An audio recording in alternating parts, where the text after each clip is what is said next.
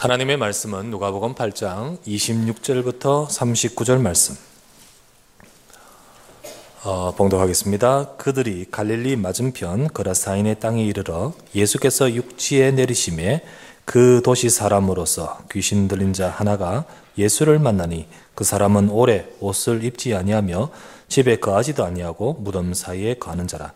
예수를 보고 부르짖으며 그 앞에 엎드려 큰 소리로 불러 이르되 지극히 높으신 하나님의 아들 예수여, 당신이 나와 무슨 상관이 있나이까? 당신께 구하노니 나를 괴롭게 하지 마옵소서 하니, 이는 예수께서 이미 더러운 귀신을 명하사 그 사람에게서 나오라 하셨습니다. 귀신이 가끔 그 사람을 붙잡음으로 그를 쇠사슬과 고랑에 메어 지켰으되 그 맨 것을 끊고 귀신에게 몰려 광야로 나갔더라. 예수께서 네 이름이 무엇이냐 물으신즉 이르되 군대라 하니, 이는 많은 귀신이 들렸습니다. 무저갱으로 들어가라 하지 마시기를 간구하더니 마침 그곳에 많은 돼지떼가 산에서 먹고 있는지라. 귀신들이 그 돼지에게로 들어가게 허락하심을 간구하니 이에 허락하시니, 귀신들이 그 사람에게서 나와 돼지에게로 들어가니 그 떼가 비탈로 내리다라 호수에 들어가 몰사하거늘 치던 자들이 그 이루어진 일을 보고 도망하여 성내와 마을에 알리니, 사람들이 그 이루어진 일을 보러 나와서 예수께 이르러 귀신 나간 사람이 옷을 입고 정신이 온전하여 예수의 발치에 앉아 있는 것을 보고 두려워하거늘 귀신 들렸던 자가 어떻게 구원받았는지를 본 자들이 그들에게 이르매, 그라사인의 땅 근방 모든 백성이 크게 두려워하여 예수께 떠나가시기를 구하더라. 예수께서 배에 올라 돌아가실새 귀신 나간 사람이 함께 있기를 구하였으나 예수께서 그를 보내시며 이르시되 집으로 돌아가 하나님이 내게 어떻게 큰 일을 행하셨는지를 말하라 하시니, 그가 가서 예수께서 자기에게 어떻게 큰 일을 행하셨는지를 온 성내에 전파하니라. 아멘. 좌우에 계신 분 우리 서로 인사 나누시기를 바랍니다. 말씀으로 은혜와 응답 받으시기를 바랍니다. 인사합시다. 다시 한번 인사합시다. 우리 하나님 말씀을 이루는 한 해 되십시오. 오늘도 저와 여러분들이 주시는 말씀이 내 삶과 우리의 현장에 성취되고 이루어지면서 응답받는 귀한 축복의 시간 되기를 바랍니다. 오늘 말씀의 제목을 가지고, 오늘 본문을 가지고 하나님이 하신 큰 일을 말하라, 하나님이 하신 큰 일을 말하라 라는 제목으로 우리가 이 말씀을 우리가 생각하며 은혜 받기를 바랍니다. 오늘 본문의 말씀을 읽어보면 우리가 나오다시피 예수님이 한 곳에 도착하시는데 그곳이 바로 그라사라는 지역이었습니다. 지난주 우리가 설교 가운데 앞에 본문에서 예수님이 건너편으로 건너가자 하셨지요. 건너편 호수를 건너서, 호수가 바다만큼 큰 곳이기 때문에 바다라고 불리는 그런 호수였습니다. 그것을 건너가는 동안에 풍랑도 만났고 큰 위기도 접했는데요. 그 호수를 건너서 이제 오셨습니다. 오셨는 그 지역이 바로 그라사라는 지역이었습니다. 자, 이곳은 이방 지역으로서요, 굉장히 먼 곳이고 또 잘 가지 않는 곳이기도 합니다. 자, 이곳에 예수님이 오셨습니다. 자, 예수님이 풍랑까지 만나면서 그곳에 오신 이유가 무엇인가? 여러분, 이곳에 오신 이유가 무엇이냐? 오늘 본문을 가만히 읽어보면요, 하나님이 그곳에 하시고자 하신 일이 있었기 때문입니다. 하나님이 하시고자 하신 일이 있다. 그 일이 있었기 때문이에요. 그러면 하나님이 하시고자 하신 일은 한 사람에게 집중되었다는 사실을 보게 됩니다. 오늘 본문에 나왔던 바로 귀신 들린 자였습니다. 자, 그 귀신 들린 자를 소위 이제 예수님은 만나기 위해서, 그 사람을 만나기 위해서 가셨다고 볼 수 있는 것입니다. 자, 우리가 본문을 가만히 계속해서 읽어보면 그 그라사 그 지역에 그 귀신 들려서 오늘 치유받는데요, 그 사람 외에 많은 동네 사람들, 그 지역의 사람들은 예수님 앞에 나와서 예수님을 떠나기를 요청했습니다. 그래서 그 이후에는 많은 사람들에게는 이 구원의 역사가 전해지지 못했던 것을 보게 됩니다. 그렇다면 한 사람, 이 한 사람을 위해서 또 이 한 사람에게 집중된 하나님의 일이었음을 우리 보게 되지요. 결국 예수님은 그 한 사람 위에 멀고 또 그 험했던 그 길을 오셨고, 또 그 인생의 큰일, 하나님의 큰일, 중요한 일을 행하셨던 것을 보게 됩니다. 지금도 지금도 하나님은 저와 여러분을 위하여 역사하고 계십니다. 하나님은 지금도 일하고 계시고 역사하고 계시는 가운데 바로 그 한 사람, 그 사람이 바로 저와 여러분인 줄 믿습니다. 오늘도 하나님은 우리 인생에 찾아오시고 저와 여러분의 가정에 찾아오시고 내 인생을 만나고자 찾아오신 분이십니다. 그래서 저와 여러분들을 나를 살리기 위해서, 우리를 살리기 위해서 영원 전부터 계획하신 바에 뜻을 따라서 오늘 찾아오시고 또 만나주신 주님이십니다. 오늘도 이 시간 우리가 예배하면서 그냥 왔다가 그냥 참석했다가 돌아가는 시간 되지 마시고, 여러분 하나님 말씀 들으면서 또 이 시간 예배에 참여하며 주를 바라보면서 여러분 개개인 인생이 주를 만나는 축복된 시간 되기를 주의 이름으로 축원합니다. 자, 그렇다면 오늘 이 시간 그 응답과 그 축복을 누릴 수 있는 우리들 되기 위해서 이 거라사 광인처럼 우리가 주를 만나는 축복이 있어야겠는데요. 먼저 우리가 알아야 될 것은 첫 번째입니다. 영적인 속박 상태의 거라사 광인의 모습을 보시도록 하십시다. 이 거라사 광인이 어떠하냐? 영적인 속박 상태의 거라사 광인입니다. 예수님이 거라사 지역에 와서 만난 사람, 이 사람 굉장히 문제 있는 사람임을 우리가 볼 수 있죠. 단순히 미친 자가 아닙니다. 우리가 어떤 정신적인 이 문제, 정신병 걸린 사람들 우리 주변에도 볼 수도 있겠죠. 그러나 그런 차원, 그런 단순히 이런 자가 아니라는 사실이죠. 오늘 성경에 나와 있던 내용처럼 귀신 들린 자였습니다. 자, 굉장히 심각한 상태라는 것을 우리는 엿볼 수 있습니다. 어느 정도냐? 27절에 보니까요. 그 사람은 오래 옷을 입지 아니하며, 옷을 입어야 되죠. 그런데 오래도록, 그만큼 오래됐다는 이야기죠. 이 상태가 오래도록 옷을 입지 아니하고 정상적인 생활이 아니겠지요. 그리고 집에 거하지도 아니하고, 집에 거하지 않고 돌아다니는 거죠. 집에서 나왔다는 거죠. 집에 거하지도 아니하고, 더더구나 어디서? 무덤 사이에 거하는지라. 여러분, 이게 정상이지 않죠. 무덤 사이에서 그 속에서 거하면서 그 속에서 있는 사람입니다. 그러면서 조금 더 나오기를 29절에 나옵니다. 29절에 보면 관로 안에 나오죠. 귀신이 가끔 그 사람을 붙잡음으로. 자, 귀신이요, 귀신 들린 사람이 계속 그런 것이 아니고 확 잡힙니다. 확 붙들어요. 그때 가끔 그 사람을 붙잡음으로 그를 이 쇠사슬과 고랑에 메어 지켰으되, 그를 이제 제어하기 위해서 쇠사슬과 고랑에 메었다. 누가 했겠습니까? 주변 사람들이 했겠죠. 그를 메어 지켰습니다. 그만큼 그 인생이 얼마나 불쌍합니까? 쇠사슬과 고랑에 메었다. 고랑에 메었다. 그의 영혼은 흑암에 잡혀 있고 그의 육신은 이렇게 잡혀 있는 것이죠. 그런데 문제는 그 맨 것을 끊어버리고, 이게 자기 힘이 아니죠. 그 맨 것을 끊고 그리고 귀신에게 몰려서 광야로 나갔더라. 돌아다닙니다. 돌아다니는데 막 광야로 나가는데요. 자기가요, 저기 한번 가봐야겠다. 제정신이 아니죠. 그런 정신으로 나간 것이 아니에요. 바람 쐬러 한번 갈까? 이게 아니에요. 막 그를 잡고 몰고 가는 그 귀신에 의해서 결국 막 돌아다니는데, 특별히 광야로 막 이렇게 돌아다니는 이 모습, 이 상태를, 이 사람의 상태를 우리는 여기 본문에 설명하고 있습니다. 제가요, 중국의 심천 지역에 갔을 때 거기서 어떤 이렇게 강의를 하고 있는데요. 그 앞에 앉아있는 한 여자분이 계셨습니다. 중국 한족 그 사람이요. 딱 앉아 계시고 그 옆에 애가 한 명 있어요. 그때 초등학생, 우리 나이 초등학생 나이쯤 되는 것 같아요. 그런 아이가 한 명이 같이 이렇게 앉아서 말씀 듣는데요. 그때 말씀 잘 들어요. 애도 그 옆에서 참 이렇게 잘 듣고요. 그래, 이 중국인인데 참 하나님 말씀 잘 듣고 또 은혜 받고 있는 모습 봤습니다. 근데 나중에 그 사람의 이 상황을, 과거 이야기를 들어보니까요. 이야, 어떠냐면 이 사람이 원래 예수님 안 믿는 사람이죠. 물론 중국인들 다 그렇고요. 우상숭배, 전통적인 종교 그 속에서 나름대로 열심히 그런 삶을 살았겠죠. 근데 이 집에 문제가 있었는데, 바로 있던 그 아이, 이 아이가 문제가 있었던 거예요. 어떤 문제가 있었냐? 이 아이가요, 어린데요. 그보다 더 과거니까 더 어렸죠. 근데 이 애가 어린 그 나이에 집을 나가는 거예요. 집 나가는데 이게 비행 청소년이기 때문에 그런 게 아니고요. 얘가 한번 집 나가서 몇 개월 동안 그냥 돌아다닌 거예요. 막 아무 때나 막 돌아다니면서 돌아다니고 그런 거예요. 그러다가 한 몇 개월 있다가 또 들어오고요. 집에서 얼마나 부모님이 걱정하고 마음 졸이고 그랬겠습니까? 이게 여러 수차례 되니까요. 막 얼마나 이 부모님들이 얘가 노심초사하겠습니까? 역시 막 나가고요. 막 나가서 막 돌아다니고. 얘가 막 그래요. 그리고 막 아무 때나 자고 막 이상하게 막 하고 돌아올 때는 막 엉망으로 얘가 돌아오겠죠. 이 애는 거예요.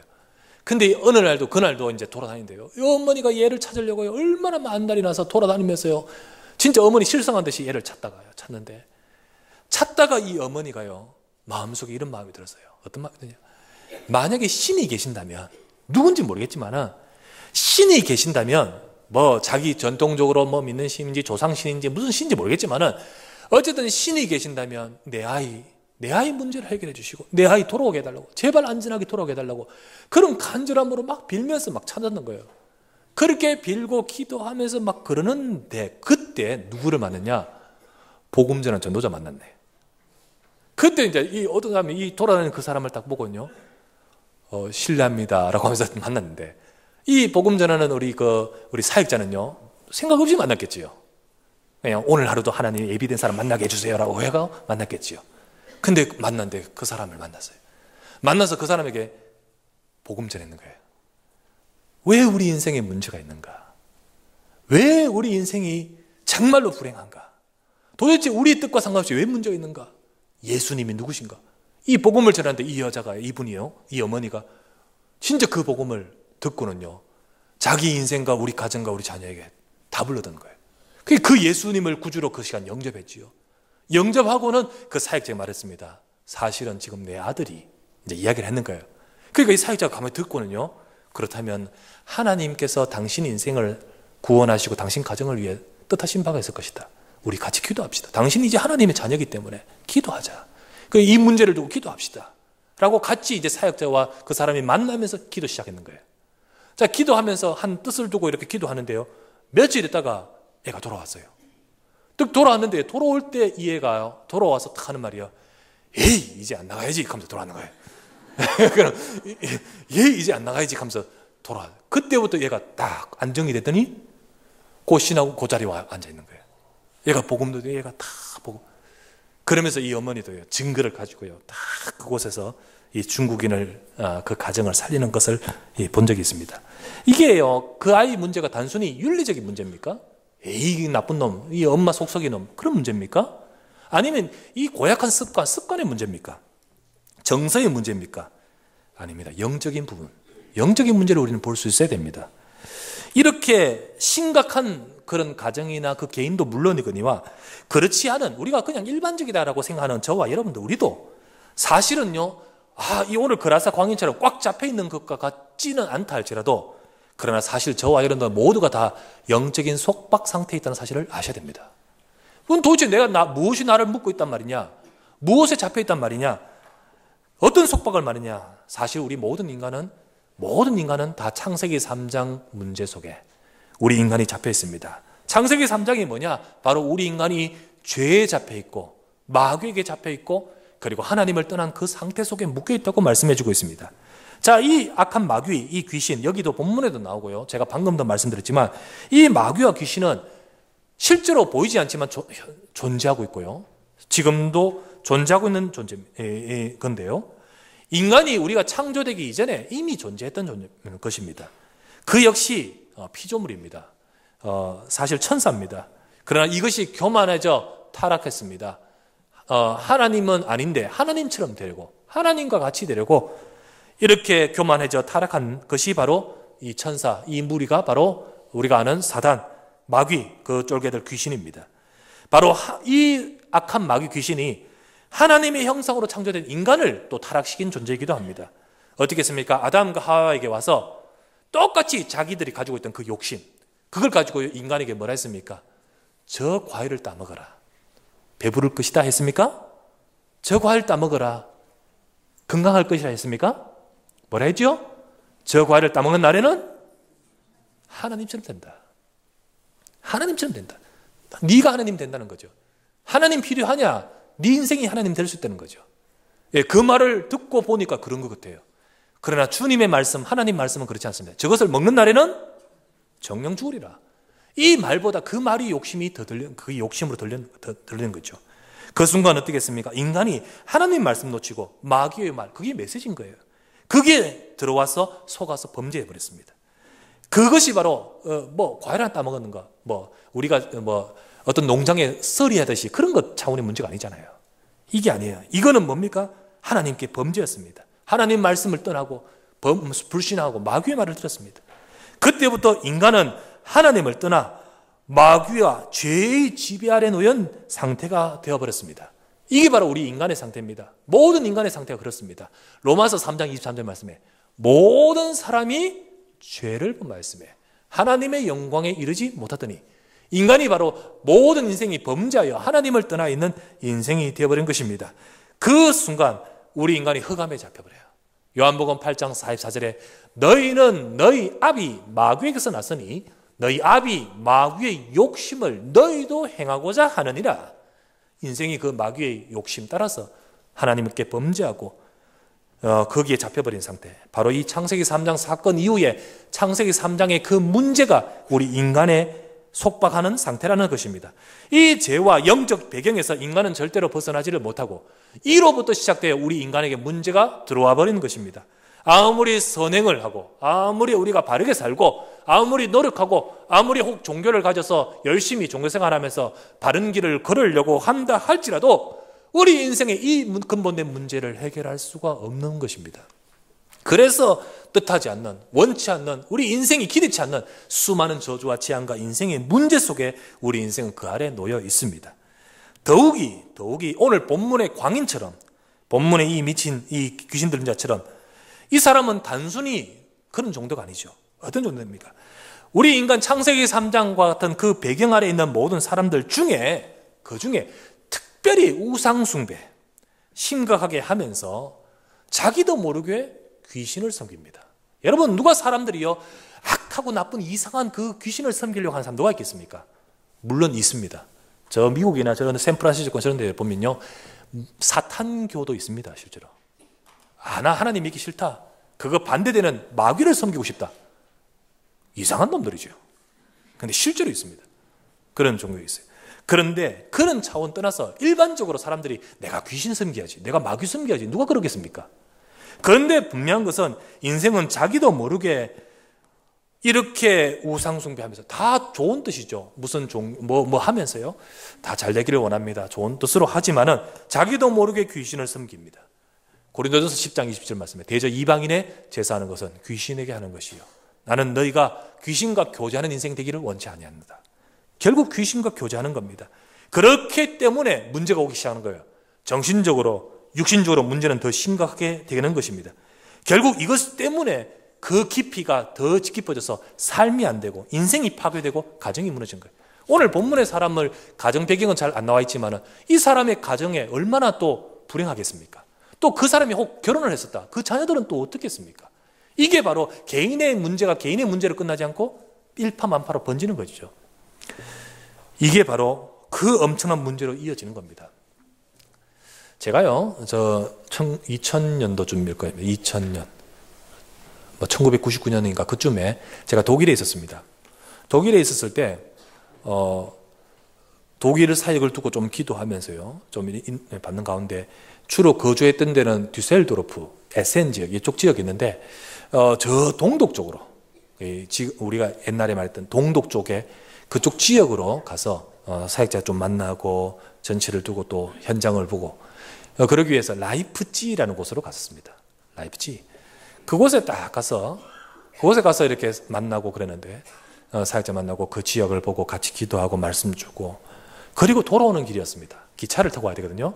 기차 타고 딱 출발해서 오는데 제 옆에 누가 앉았는 거예요. 앉았는데 전 독일어 잘 못하기 때문에 독일 사람들은 말을 못하잖아요. 그런데 한국 사람 같아. 딱 한국 사람 같아서 이야기를 탁 던져보니까 아니, 한국 사람 맞아요. 그래서 이제 이야기 잘 됐다 싶었어. 이제 또 입 꽉 다물고 있다가 이제 예, 얼마나 좋습니까? 또 말 막 하다. 한국 사람이 말을 하는데 누구냐니까요. 뭐 발렌가 뭐 이쪽 무용 쪽에 전공을 두고 거기 와서 이제 공부하고 있는 유학생이더라고요. 그래서 이제 이야기하면서 제가 복음을 전했어요. 그리고 이제 영적인 부분을 이해하고 특별히 이런 특별한 탤런트와 아주 이런 사람들은 이 복음 더 깊이 받아야 됨을 쭉 하면서 이 학생이요 예수님 안 믿는 않는 사람인데 그 시간 그 차 안에서 예수님 영접했어요. 그 영접했다 하고는요 복음 듣고는, 그리고는 이 여학생인데 누구를 말하는 거예요. 사실은 내가 이 말씀 들으면서 내 친구가 떠오르는 거예요. 그 친구는 그 나라 학생이었어요. 그 나라 학생. 그 누구냐 하니까 굉장히 심각한 문제가 있는 것을, 내가 저 친구 진짜 재능 있고 진짜 이 부분에 탁월한데 근데 시달린다는 거죠. 그게 어떤 사람이, 어떠냐. 어마어마한 이렇게 대형을 가지고 진짜 그 전공에 뛰어난 아주 촉망받는 학생인데 혼자는 시달린다는 거예요. 어디에 시달리냐? 얘가 이상한 걸 본다는 거예요. 뭘 보냐? 가만히 친구하고 이야기 들어보니까요. 그 친구가 뭘 본다니까 얘는 그때 나이가 뭐 대학생이니까요. 자기가 경험한 것도 아닌데 2차 대전 때 있죠. 그 지역이 2차 대전 전쟁이라는 지역 아닙니까? 막 포화 속에 온 전쟁통에 만약에 우리 전쟁에 참여한 사람이요. 그 이후에 그것이 막 이렇게 기억이 되어서 막 시달리는 그런 건 이해되지 않습니까? 그런데 그게 아니고요. 이 애는요. 그때 죽은 이제 소위 말하면 그때 귀신들 이렇게 표현하는 거예요. 막 죽은 사람들 그 영혼들 막 그게 눈에 보이는 거예요. 그러면서 시달리고 있는 그 모습들 그걸 이야기하면서 자기 친구 이야기를 하더라고요. 그래서 진짜 그 친구에게 복음이 필요하다. 그러면서 아무리 공부해도요. 자기 인생 거기 시달리니까요. 결국 안 되는 거예요. 그런 모습들을 이야기하면서 그 교회에 있는 사역자와 연결하면서 이렇게 한 적이 있었습니다. 여러분 그라사 광인이요. 아무리 혹은 모르겠지만은 혹시 공부를 하거나 뭐 실력 있거나 혹은 뭐 대단하거나 아무 소용없는 것입니다. 영적인 문제 이 속에 있으면요. 자기 인생은 자기 것 아닌 거 있죠. 결국 시달리고 자기 삶과 주변이 다 무너지는 것입니다. 여러분과 저는요. 이 문제를 볼 수 있어야 됩니다. 예수님 그곳에 가셨습니다. 가셨을 때 그 광인이 예수님을 알아보고 엎드려 외쳤습니다. 28절에 보면 나오죠. 예수를 보고 부르짖으며 그 앞에 엎드렸다. 엎드려서 소리를 불러 이르되 지극히 높은 하나님의 아들 예수여 당신이 나와 무슨 상관이 있나이까 당신께 구하노니 나를 괴롭게 마소서. 이것은 그 사람의 말이 아닙니다. 그 사람의 말이 아니에요. 이 사람이 누군데 예수님을 알고요 와서 하나님의 아들 예수여 라고 말하겠습니까? 귀신의 말이에요. 그 사람 속에 있는 말이에요. 그때 예수님이 이 사람에게 물으셨습니다. 뭐를 물었죠? 내 이름이 무엇이냐? 라고 물었습니다. 그때 뭐라고 대답했습니까? 뭐라고 했죠? 내 이름은 군대다 했습니다. 군대라 30절에 나오죠. 군대다. 자, 이름이 군대가 아니고요. 그 뜻은 많다는 의미였습니다. 많다는 의미였어요. 자, 요즘 어떤 사람들은요, 요걸 인용해가지고요. 예를 든다면 혹시 우리 주변의 현장에 이런 심각한 문제 속에 있는 사람에게 복음 전하거나 또 사역하다가 또 요 모습대로 어떻게 하냐면요. 이렇게 묻습니다. 네 이름이 뭐냐? 폼 잡고 탁 묻습니다. 네 이름이 뭐냐? 그래 또 귀신 대답하네 그걸. 나는 누구누구다 이렇게 대답해요. 나는 죽은 누구누구다. 나는 죽은 김서방이다. 뭐 이렇게 딱 대답해요. 대답하면요. 그것도 그런 줄 알고요. 그리고는요 막 대답하고 막 쫓고 뭐 이래 하고 있어요. 여러분 이거 그럴 필요 없는 거예요. 다 이거 속이는 것입니다. 그 귀신이 죽은 누구의 그 영혼이냐 그렇지 않다는 거예요. 아까 2차 대전 그 죽었던 그 귀신 그거 아니라는 거죠. 제가 조금 전에 말씀드렸다시피 이미 타락한 천사예요. 이미 사람이 죽고 귀신 된 게 아니죠. 그런데 이렇게 딱 속이면서 말을 하는 거예요. 그렇게 말을. 그래서 뭐 죽은 누구 뭐 삼촌이다 뭐 누구다 다 실데없는 소리입니다. 그죠? 그래서 요런 모습으로 인용해서 이렇게 사역하면 안 됩니다. 폼 잡고 여러분들 가서 너 누구냐 이런 식으로 하지 마시기 바랍니다. 그런 사람 있으면 불러가지고 혼내고 그렇게 할 필요가 없는 거죠. 그러면 오늘 본문에 나오는 예수님은 왜 그렇게 했냐는 거예요. 예수님은 왜 이렇게 했냐? 자, 예수님은 그 속에 있는 그거 이름 알려고 하는 거 아니에요. 또 이름도 아니잖아요. 누가 그 귀신이 뭐 이름이 있습니까? 이미 저 죽은 그 영혼이 아니고 뭡니까? 천사였는데 뭐 얘 이름은 박돌이고 뭐 얘 이름은 뭐 김아무고 이름이 있겠습니까? 그게 아니죠. 이건 뭘 말합니까? 예수님이 그 이름을 알려고 하는 것이 아니고요. 지금 이 사람 바로 이 사람요. 오늘 본문에 보았다시피요. 오래도록 옷을 입지 않았다. 이 상태가 오래된 거죠. 그만큼 오래된 상태 속에서요. 이 사람 자기 정체성을 다 잃어버리고 자기 의식을 잃어버리고요. 이 영적인 흑암과 이 자기 의식과 이게 완전히 혼란 속에 꽉 잡혀 있기 때문에 자기라는 것이 없어요. 그런 심각한 그 사람, 자기 의식을 잃은 그 심각한 사람에게 자기 각성을 시키려는 의도입니다. 자, 이 무슨 말이냐? 네 속에 있는 것이 네가 아니다는 거죠. 네 속에 있는 것이 네가 아니다. 곧 이 사람으로 하여금 내 속에 있는 것이 내가 아니구나. 이것이 내가 아니구나. 이것이 바로 치유의 첫 단계입니다. 여러분, 이게 치유의 첫 단계. 영적으로 심각한 문제 있는 자들은요, 스스로 속고 있는데 그것이요, 자기가 속고 있는지를 몰라요. 그래서 어떻게 하냐? 자기가 맞다고 생각하고 자기 것이라 생각하고 속고 있습니다. 속고 있어요. 그래서 혹시 보이거나 또는 뭐 들리거나 아니면요, 자기 생각을 가지고 하거나 하는 것이 전부 자기가 속고 있는 거예요. 예를 들면 제가 옛날에 있던 교회에서 어떤 자매는요, 이 심각한 문제가 있었는데 이게 자꾸 그 어머니가 얼마나 이해를 안타까워하면서 교회까지 왔는데 얘는 어떻게 하냐면요, 자기 어머니 자기 죽이려고 한다는 거죠. 자기 어머니 자기 친어머니 아니라는 거죠. 그러면서 자꾸 자기 동생하고 모의해가지고 자기를 죽이려고 한다고 뭐 이런 식으로 자꾸 그런 거예요. 결국 속고 있는 거예요. 그 자기가 속고 있다는 사실을 몰라요. 그런데 우리가 이 사람에게 사역할 때 나가라 들어가라 이거 하기 이전에 진짜 복음이 제대로 이 사람 인격 속에 전해져야 되는데, 복음이 자기 인생 속에 답이 되기 위해서는 뭘 깨달아야 됩니까? 이 복음이 답이 될 수 있는 자기 인생의 문제를 알아야 되는 거예요. 창세기 3장의 문제, 곧 자기 속에 있는 영적으로 심각한 문제가 있다는 문제인식이 되어야 되는 거 아니겠습니까? 물론 완전히 잡혔을 때는 이 사람이 그 생각조차 못하기 때문에 우리 기도해야겠고요. 그러나 조금 잡혔다 가끔 이래 왔다 갔다 하기 때문에 제정신 돌아왔을 때 자기 인생이 깨달아져야 되는 거예요. 그래서 자기 문제인식이 돼야 치유가 시작되는 것입니다. 그래서요, 우리는 가서 네 이름 뭐냐 이런 거 묻지 말고 우리는 복음 정확하게 전하면 돼요. 진짜 이 땅의 인생의 문제, 바로 그 배경을 전하면 돼요. 그리고 너의 인생을 속고 있는 그 영적인 사실들, 그걸 전하면서 그 모든 문제를 해결하기 위해서 그리스도가 오셨다. 자기가요, 인생에 문제가 있다는 사실을 모른다면 그리스도를 전해도 답을 얻지 못하는 거예요. 그러나 이 사실을 알게 되고, 내가 이 문제, 나를 속이는 이 문제, 이 영적인 배경 속에서 나를 건지기 위해서 그리스도가 오셨구나. 이렇게 될 때 이제 그리스도를 알게 되는 거죠. 자, 우리는 이렇게 되기 위해서 예수님이 지금 그 사실을 말하는 겁니다. 자, 그러므로 우리는 그 영적 배경을 아셔야 되겠요. 그렇다고 해서 우리는 모든 것을 다 귀신 들렸다, 그렇게 말해서는 안 돼요. 감기도 귀신 들렸고요. 애치 나가라. 그거 아니잖아요. 어떤 데는요, 무좀도 귀신 들렸다고 해요. 그거 틀린 말입니다. 그렇게 말하면 안 돼요. 또한 정신병 다 귀신 들린 겁니까? 아닙니다. 절대 그렇게 이야기해서는 안 돼요. 정신질환 중에 정신병에 대해서 이야기한다. 정신질환은요, 정신활동에 관여하는 뇌 기능, 거기에 어떤 부분에 이상이 생겨서, 혹은 호르몬이나 등등의 여러 가지 이상이 생겨서 일어날 수 있는 병이기도 합니다.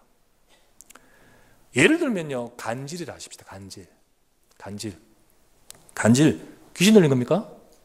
아닙니다. 그렇게 말하면 무식한 겁니다. 그런 거 아닙니다. 옛날에 바울 사도도요, 성경에 보면요, 바울 사도 본인이 사단의 가시가 있었다 했지 않습니까? 그 사단의 가시가 뭐냐, 전하는 바에 의하면 간질이라고 합니다.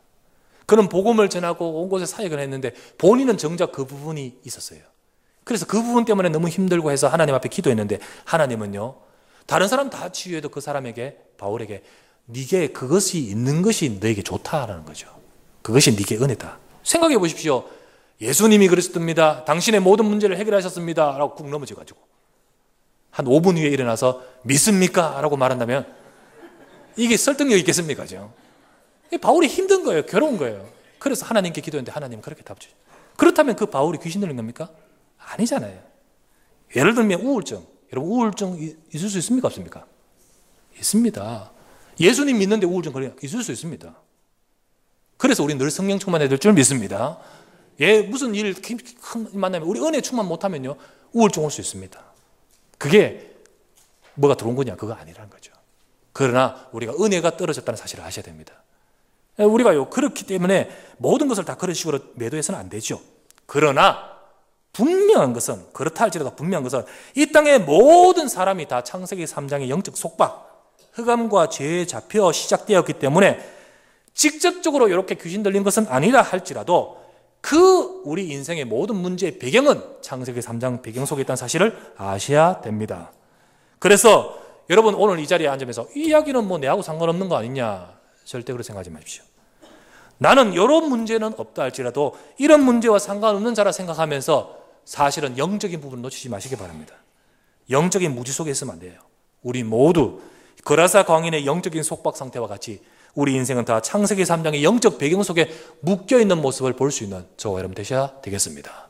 두 번째입니다. 그렇다면 두 번째, 이 영적인 속박에서 풀어주신 그리스도입니다. 영적인 속박에서 해방시킨 그리스도. 모든 인간이 다 창세기 3장의 영적 배경 속에 묶여있다 했습니다. 그렇기 때문에 그리스도가 이 땅에 오셔야 했습니다. 왜? 아무리 바르게 살고 노력하고 애쓰고 힘써도 우리 힘으로 이 문제를 해결할 수 없는 그것이기 때문입니다. 자, 이 광인은 참으로 불쌍한 인생입니다. 본문에 보면 알다시피 진짜 불쌍하지 않습니까? 하지만 반대로 또한 참으로 축복받은 자이기도 합니다. 왜 그렇습니까? 예수님이 그를 만나려고 오시기 때문이에요. 다른 사람 아니라 예수님이 그를 만나려고 오셨습니다.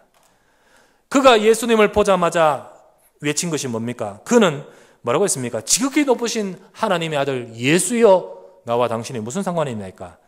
엎드려서 외쳤다고 했습니다. 요거는 경배하는 그 사람의 소리가 아니었습니다. 벌벌 떨며 외치는 귀신의 소리였습니다. 벌벌 떨며 외치는 귀신의 소리입니다. 자, 마귀의 이 귀신은요, 그 어떤 것에도 조금 더 끄떡하지 않습니다. 끄떡도 하지 않습니다. 그런데 그리스도가 오시니 두려워서 오늘 28절 벌벌 떨면서 엎드렸죠. 29절에 보면 예수님이 이미 나오라 하셨기 때문이라고 되어 있습니다. 주님은 그 사람 건지기 위해서 오셨습니다. 그것을 알고 있는 이 사단은요, 벌벌 떠는 거 있죠. 그때 귀신이 주님께 요청을 합니다. 주님이 나오라 했기 때문에 나올 수밖에 없는데, 그분이 이 사람을 건지기 위해서 오셨기 때문에 나올 수밖에 없는데, 그러나 요청하기를 무주갱으로만 들어가지 말게 해주세요. 무주갱은 뭐냐? 우리 단어로 무자, 없을 무, 저, 바닥, 갱, 감옥갱이죠. 영어로는 에비스, 바닥이 없는, 밑바닥이 없는 깊은 상태를 말합니다. 자, 이걸 이제 우리가 표현하기를 그랬는데, 사실 이걸 뭐라 하냐면 지옥이라 그런 거예요. 음부라는 거예요. 그 속으로 들어가라. 이게 뭘 말하느냐? 마귀와 귀신이 갇히는 감옥을 말합니다. 자, 그런데 그곳에 지금 들어가지 말게. 언젠가는 갇혀야 되겠지만 지금 들어가지 말게. 돼지떼로, 저기 있는 돼지떼로 들어가게 해주세요. 예수님 허락하셨습니다. 왜 예수님 허락하셨을까? 이거를 깊이 이 부분은 더 연구해 할 부분이지만, 초점은 오늘 이 부분, 이 시간에 어쨌든 주님은 그 한 영혼 구원하는 데 초점 맞추셨어요. 한 영혼을 살리는 데 초점 맞추셨어요. 그 한 인생을 딱 붙잡고요, 불행의 바닥 끝까지 밑바닥으로 내려가게 만든 귀신, 흑암, 짓밟았던 그 인생을 짓밟았던 그 귀신들, 예수님의 그 말 앞에 일순간에 다 나가버리는 거예요. 여러분, 여기 말하는 군대라라고 표현했지 않습니까? 군대라는 말이 헬라어로 레기온이라고 하는데요, 이 레기온은 단어는요, 군단을 지칭합니다. 여러분, 여자들은 잘 모르겠죠? 저와 같이 군대 잘 다녀온 사람만 알 수 있는 단어입니다. 예.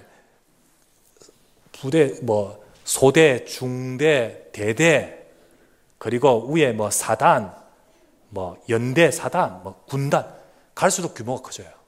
근데 옛날에 로마 시대 때 군단은요, 한 7,000명으로 구성된 군대 조직들입니다. 그 단어예요. 그러면 7,000마리가 들어가 있단 말이냐? 그 말이 아니고요, 그만큼 숫자는 어마어마한 숫자가 가득하게 잡고 있는데, 일순간에 그냥 다 나가버리는 거 있죠. 일순간에 주님이 명하시니 일순간에 다 나갔다. 여러분, 도대체 예수님 어떤 분입니까?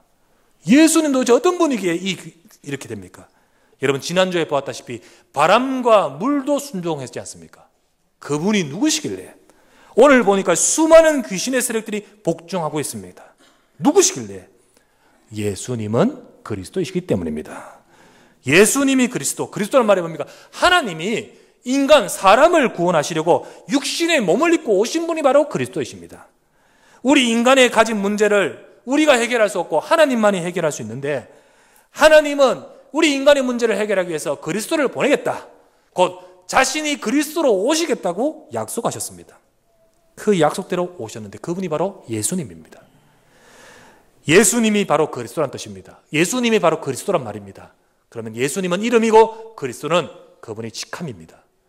그리스도란 말 속에는요, 기름 부음 받았다라는 의미가 담겨 있습니다. 기름 부음 받았단 말은 뭔 말이냐? 이게 우리 무슨 말이냐? 하나님이 사람을 특별히 세우신 직분을 세울 때 기름을 붓습니다. 구약의 성경에 보면 하나님이 기름을 부어 세우신 직분이 세 가지가 있습니다. 바로 제사장을 그렇게 세우고 왕을 그렇게 세우고 선지자를 그렇게 세우셨습니다. 그렇다면 그리스도라는 단어 속에는 이 세 가지 의미를 담고 있단 말입니다. 그리스도라는 말 속에 곧 예수님이 그리스도입니다. 곧 예수님은 제사장입니다. 예수님은 선지자입니다. 예수님은 왕이란 말의 의미가 담겨 있습니다. 곧 하나님께서 저와 여러분들의 문제를 해결하기 위해서 그리스도를 보내셨는데, 그리스도 제사장, 우리의 죄를 해결하기 위해서 세우신 제사장이십니다. 예수님은 그리스도, 우리를 하나님께로 인도하기 위해서, 우리를 하나님께로 이끌기 위해서 세우신 선지자입니다. 우리를 사로잡고 있는 원수, 흑암 권세, 이 사탄을 깨뜨리신 권세를 가지신 왕이십니다. 그래서 예수님은 그리스도, 왕과 제사장과 선지자와 같은 우리 인생의 근본된 문제를 해결하신 분이라는 뜻이죠. 그래서 그리스도 이름 앞에 우리의 인생을 사로잡고 있는 죄의 권세, 사탄의 권세, 모든 권세가 무너짐을 믿으시기를 바랍니다. 요한일서 3장 8절에 뭐라 되어 있습니까? 죄를 짓는 자는 마귀에게 속하나니 마귀는 처음부터 범죄함이니라. 하나님의 아들이 나타나신 것은 마귀의 일을 멸하려 하심이라. 모든 흑암 권세, 이 권세가 하나님의 아들 그리스도 앞에 무너지는 것입니다. 여러분과 제가 이 복음을 듣고요, 오늘 그라사 광인이 예수님을 만났듯이 우리가 이 복음을 깨닫고 그리스도를 만난 인생인 줄 믿습니다. 오늘 이 자리에 참여한 여러분들 가운데 이 그리스도를 모르시는 분들, 오늘 이 시간이 바로 여러분 인생이 그라사 광인이 그리스도를 만나던 여러분과 제가 주님을 만나는 시간 되기를 바랍니다. 그때 그리스도의 능력이 그 사람 인생 속에, 우리 인생 속에 나타나는 겁니다.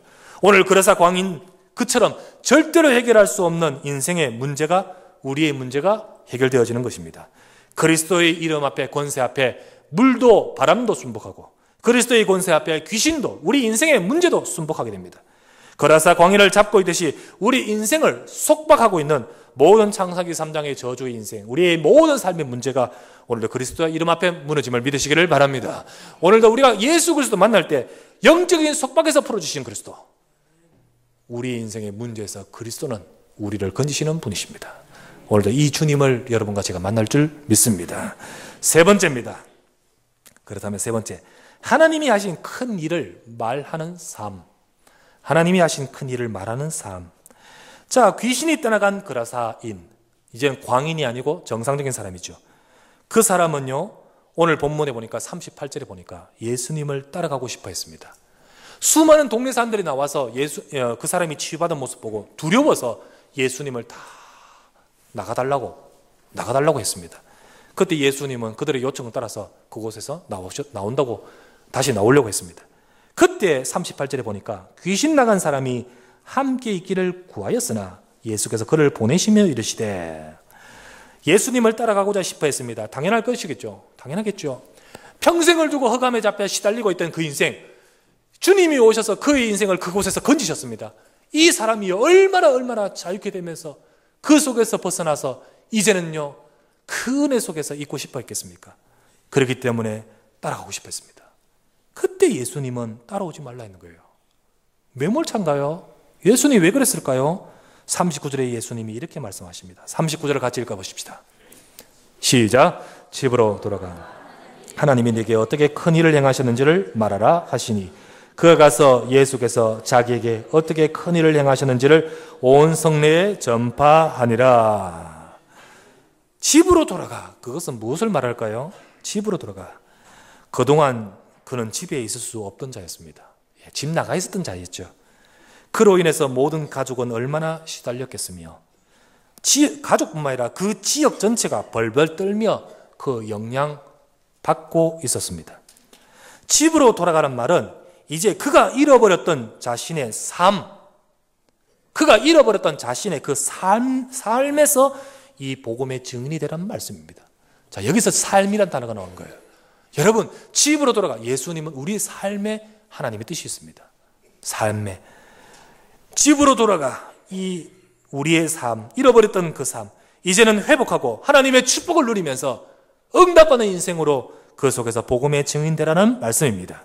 그 사람이 지금까지 그 지역에 얼마나 악 영향을 주었겠습니까? 하지만 이제는 반대로 복음의 영향을 주는 인생이 되도록 하시는 것입니다. 복음의 영향 주는 인생. 그래서 39절에 이렇게 말씀하시죠. 집으로 돌아가 하나님이 네게 어떻게 큰 일을 행하셨는지를 말하라. 하나님은 그 인생에 큰 일을 행하셨습니다. 어떤 일을 행하셨습니까? 그를 흑암의 권세에서, 흑암의 재앙에서 건지셔서 치유하셨습니다. 그의 인생뿐만 아니라 이제는 그 가정, 정말 어둠의 그 영향 아래 있던 그 가정을 살리기 위해서 그에게 큰 일을 행하셨습니다. 잃어버렸던 인생, 잃어버렸던 생명, 잃어버렸던 삶을 되찾아 주셨습니다.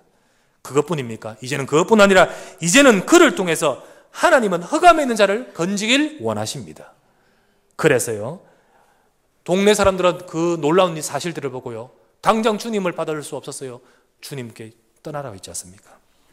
예수님이 그 동네에서 떠나주기를 요청했던, 영적으로 무지했던 그 지역 사람들, 그 사람들에게 이제는 시간을 갖고 하나님이 하신 일을 증거하기 위해서 하나님은 그 사람 인생을 세우시는 것입니다.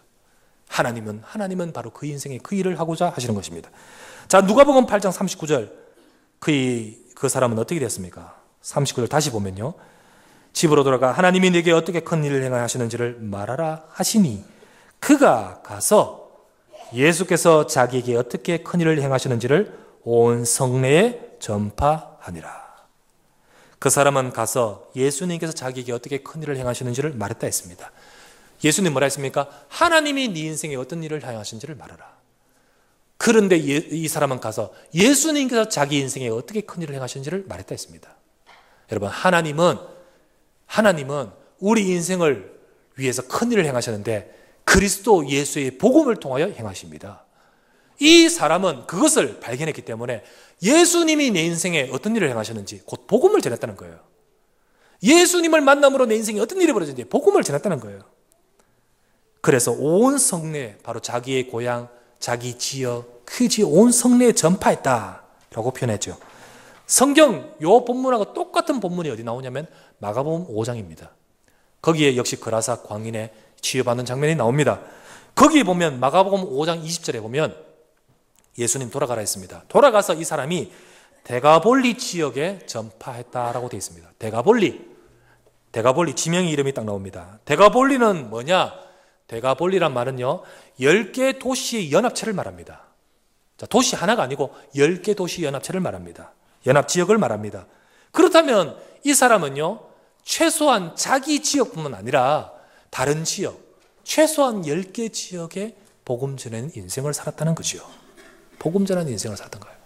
이것이 바로 하나님이 이 사람을 통하여 하신 큰 일임을 믿습니다.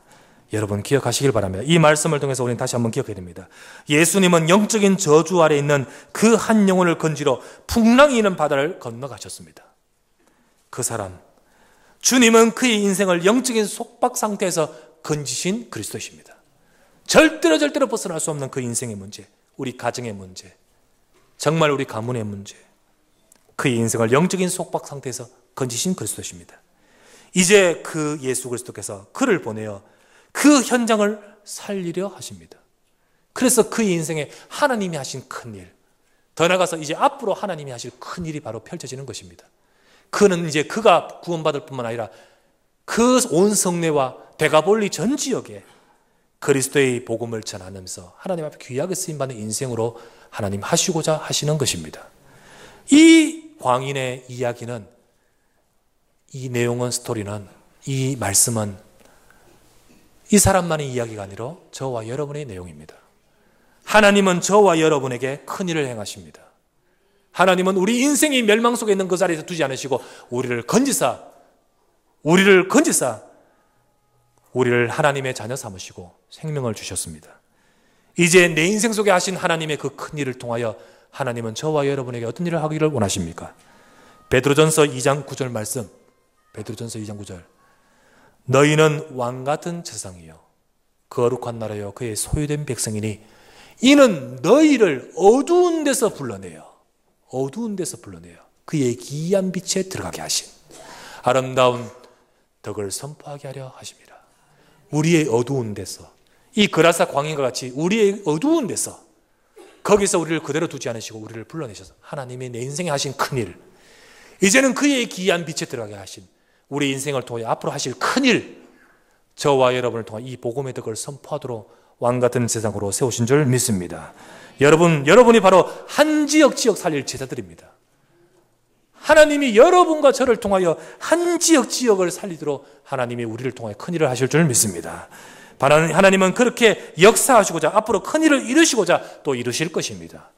우리 언약교회 하나님이 큰일을 이루실 것이고, 우리 이곳에 세우신 우리 중직자, 장로님들, 안수집사님들, 권사님들, 우리 모든 우리 전도제자들, 하나님이 여러분과 저희 인생 속에 큰일을 행하시고 하실 줄 믿습니다. 그러므로 우리는 이 말씀의 약속을 붙들고 응답하는 인생으로 나가야 될 줄 믿습니다.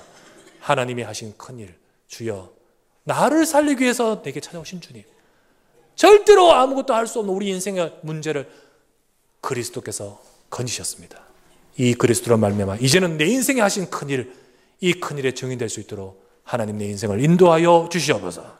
여러분과 우리의 산업과 우리 후대를 통하여 앞으로 하실 큰일을 말씀의 약속을 붙드시고, 하나님이 아브라함을 부르시면서 뭐라 했었습니까? 갈대아 우르에서 건져내서 너로 인하여 모든 족속이 복을 받을 것이라. 이게 바로 복의 축복 아닙니까? 여러분과 가진 축복인 줄 믿습니다.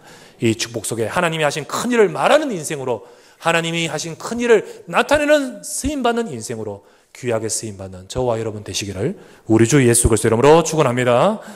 하나님 아버지께 감사를 드립니다. 오늘도 주의 백성들이 주 앞에 나와 함께 주의 말씀을 붙들고 주 앞에 섭니다. 하나님이 우리 인생 속에 하신 큰일 앞에 감사를 드립니다. 영적인 속박 상태에 그대로 내버려 두지 않으시고 우리를 건지사 우리 인생의 문제에서 풀어주시고 해방시킨 주 예수 그리스도, 이 복음을 통하여 우리 인생 속에 하나님이 하신 큰 역사, 이제는 우리를 통하여 앞으로 하실 하나님의 큰 역사, 우리는 그 속에 우리가 쓰임받을 줄 믿습니다. 오늘도 우리가 이 축복을 누리면서 하나님이 하신 큰일을 말하는 인생으로, 나타내는 인생으로 우리를 사용하여 주시옵소서. 우리 언약교회를 통하여 수도권과 이 지역을 살릴 수 있도록 곳곳마다 지교에 세워서 현장을 살리는 제자들로 세워지게 하옵시고, 우리 현장과 지역 속에 흑암과 어둠 속에 불행 속에 삶에 잡혀있는 우리 가정과 가문과 모든 현장에 빛을 전할 수 있도록, 빛된 인생으로 변화시킬 수 있도록 주여 우리를 사용하여 주시옵소서. 오늘도 우리에게 하나님이 하시는 역사를 볼 수 있도록 말씀의 능력이 임하여 우리의 삶을 새롭게 하여 주실 줄 믿습니다. 감사드리고 우리 구주 예수 그리스도 이름으로 간절히 기도드리옵나이다. 아멘.